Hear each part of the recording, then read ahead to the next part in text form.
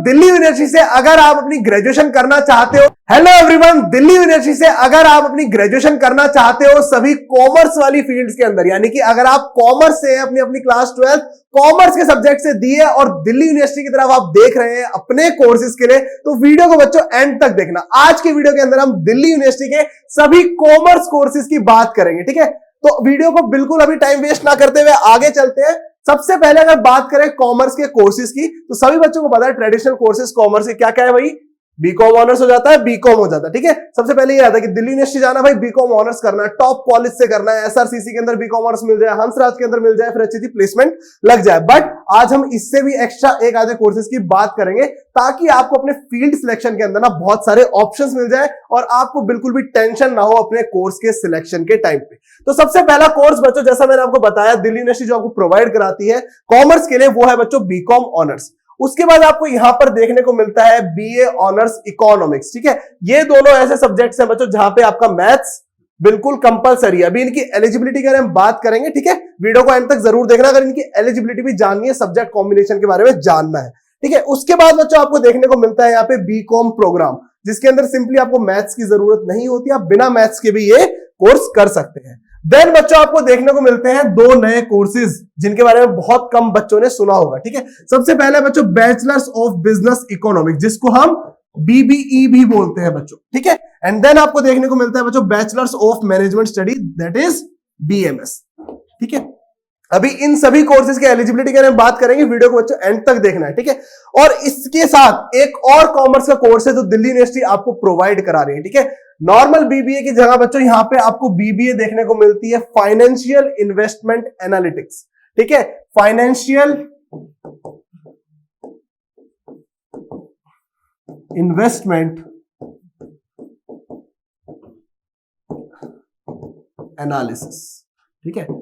इसके अंदर आपको बीबीए का कोर्स यानी कि बैचलर्स ऑफ बिजनेस एडमिनिस्ट्रेशन का कोर्स आपको दिल्ली यूनिवर्सिटी प्रोवाइड करती है। अगर इस कोर्स के एलिजिबिलिटी की बात करें बच्चों, सिंपल है, आपको अपने सेक्शन 1 के अंदर कोई भी लैंग्वेज के साथ मैथमेटिक्स, या फिर अगर अपनी क्लास 12 के अंदर एडिशनल के अंदर अप्लाइड मैथमेटिक्स पढ़ी है तो आपको चूज करना कंपलसरी है। यहाँ पे मैथमेटिक्स कंपलसरी है, साथ ही यहाँ पे आपको सेक्शन 2 की कोई नीड नहीं है, यानी कि कोई भी और डोमेन आपको देने की जरूरत नहीं है अगर आपने लैंग्वेज और मैथ चूज ऑलरेडी कर लिया है। और साथ ही बच्चों आप सिंपली अपना जीटी देके एलिजिबल हो जाएंगे बीबीए इन एफआईए के अंदर एडमिशन लेने के लिए, वो भी बच्चों दिल्ली यूनिवर्सिटी से। अब अगर हम बात करें हमारे बीकॉम ऑनर्स कोर्स की, ठीक है, जैसा कि मैंने आपको बताया यहां पे बच्चों मैथमेटिक्स बहुत कंपलसरी है, ठीक है। मैथमेटिक्स के साथ आपको कोई भी 2 डोमेन सब्जेक्ट सिलेक्ट करने हैं अपनी लैंग्वेज सिलेक्शन के बाद, यानी कि सेक्शन 1 में लैंग्वेज सिलेक्ट करिए, उसके साथ मैथमेटिक्स सिलेक्ट करिए, एंड देन कोई भी डोमेन सब्जेक्ट जिसमें आप परफेक्ट हो, ठीक है, वो सिलेक्ट कीजिए और आप एलिजिबल हो जाएंगे बीकॉम ऑनर्स के अंदर एडमिशन लेने के लिए। फिर जो भी आपका सपना है, चाहे एसआरसीसी में जाना हो, हंसराज के अंदर जाना हो, आपको इजीली एडमिशन मिल जाएगा अपने अच्छे स्कोर के साथ। यहाँ पे कोई आपको बच्चों जीटी की नीड नहीं है, एंड एज सिंपल हमें पता है मिनिमम बच्चों 50% तो अपनी क्लास 12 में स्कोर करना ही होगा दिल्ली यूनिवर्सिटी के लिए भी।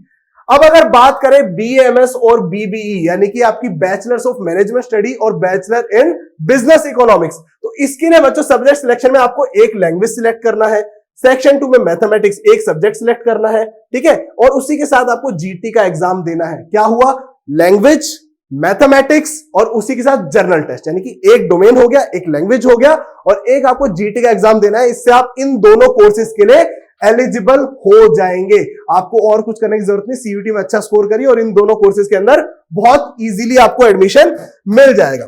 अब यहां पे अगर हम बात करें भाई बीकॉम प्रोग्राम वाले बच्चे क्या करें, इनकी एलिजिबिलिटी क्या है, सर आपने इन दोनों की बता दी और भाई बीकॉम ऑनर्स की बता दी और इसकी बता दी भाई इकोनॉमिक्स की क्या होगी। अब इसके लिए क्या करें, इसके लिए बच्चों एज सिंपल एज दैट आपको सिर्फ लैंग्वेज के साथ अपने कोई भी 3 डोमेन सिलेक्ट करने हैं। अब इन 3 डोमेन के अंदर एक चीज कंपलसरी है अगर आपको दिल्ली यूनिवर्सिटी में एडमिशन लेना है कि 2 डोमेन बच्चों आपके B1 लिस्ट से हो, ठीक है। B1 लिस्ट क्या है, दिल्ली यूनिवर्सिटी ने डोमेन लिस्ट को, जो 27 आपके डोमेन्स है उनको 2 लिस्ट B1 और B2 में डिवाइड कर रखा है, ठीक है।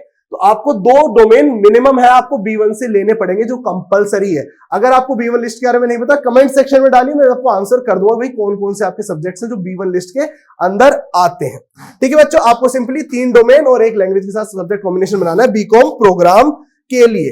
और इसी के साथ बच्चों इन दी एंड ना एक बात आती कि कॉमर्स वालों के इतने कम कोर्सेज क्यों है। अगर हम बाकी फील्ड्स देखें, साइंस के देखें तो 10 से 12 कोर्सेज है मिनिमम, ठीक है। सेम आपके ह्यूमैनिटीज के भी 10 से 12 कोर्सेज है, बट कॉमर्स के कितने हैं? कॉमर्स के आपको गिने चुने 7-8 कोर्सेज मिलते हैं, बट यहाँ पे ऐसा नहीं है, ठीक है। अगर आपको कॉमर्स के अंदर भाई अपने अच्छी ग्रेजुएशन करनी है, अच्छे अच्छे कोर्सेज से करना है, तो यहाँ पे दिल्ली यूनिवर्सिटी ने आपके ना वोकेशनल कोर्सेज भी दिए हुए हैं। अगर आपको वोकेशनल कोर्सेज के ऊपर वीडियो चाहिए तो जल्दी से कमेंट सेक्शन में डालिए कि यस सर हमें वोकेशनल कोर्सेज के ऊपर वीडियो चाहिए। और अगर ये वीडियो पसंद आई, इस वीडियो को लाइक करना, अपने सभी दोस्तों के साथ शेयर करना जो इन सभी कोर्सेज के अंदर अपनी ग्रेजुएशन करना चाहते हैं, वो भी दिल्ली यूनिवर्सिटी से।